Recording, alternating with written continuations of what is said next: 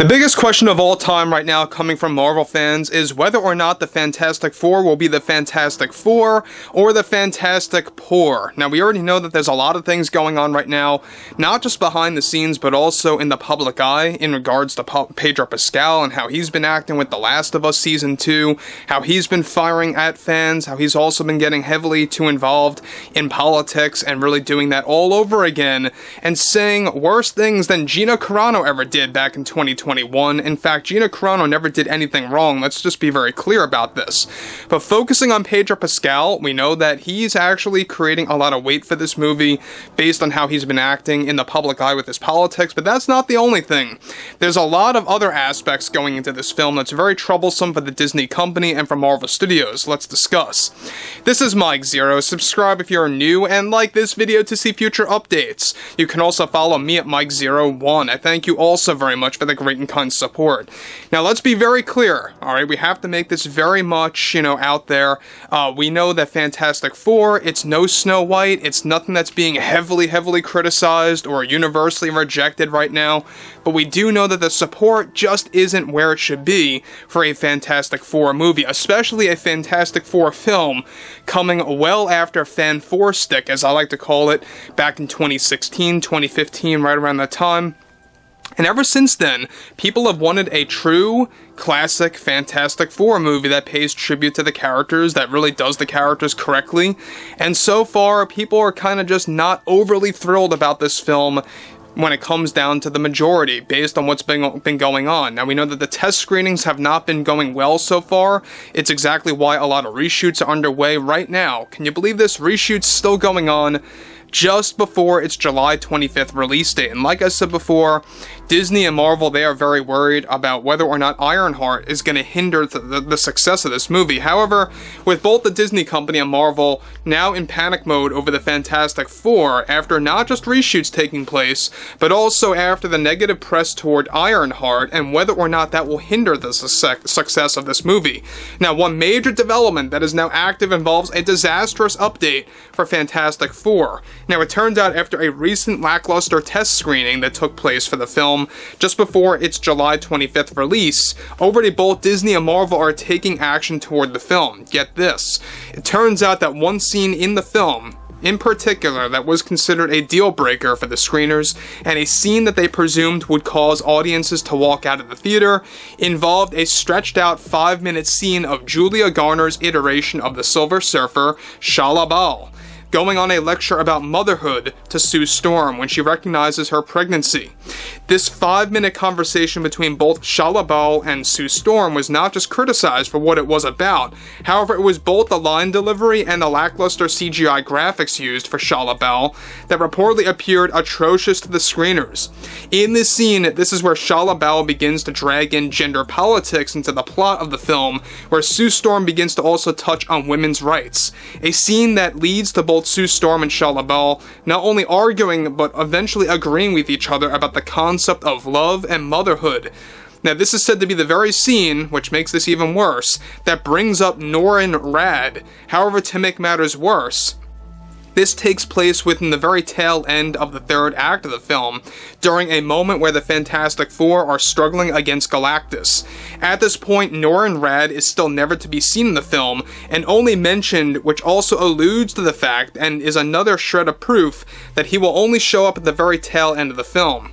Now, in addition to this scene, another one involving Shalla that failed miserably during the most recent test screening involved Shalla talking down to Johnny Storm with multiple remarks. However, this wasn't the problem in isolation. What was also considered a deal breaker for screeners over this iteration of Johnny Storm is that Johnny takes the remarks from Shalla Bal and appears to be broken as a man and offended deeply over the remarks.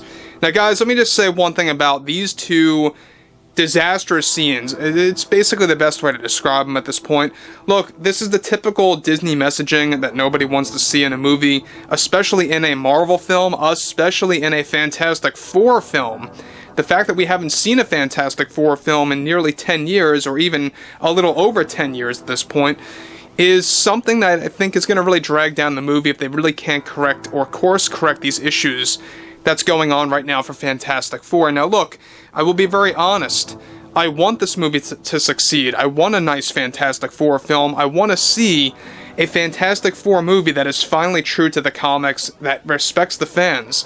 But so far, after looking at the trailer, after looking at everything what's been going on behind the scenes, after looking at Pedro Pascal's behavior, all of that intertwined, all of that combined together, it's just not helping at all. Not saying that the trailers are very, very bad or anything like that. They're okay.